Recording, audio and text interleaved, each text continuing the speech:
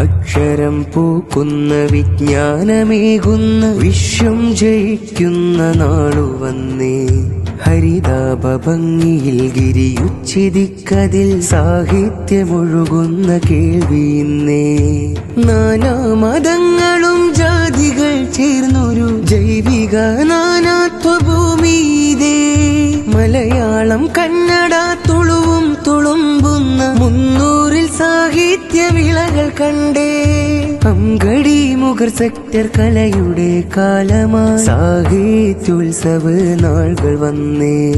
സാഹിത്യോത്സവ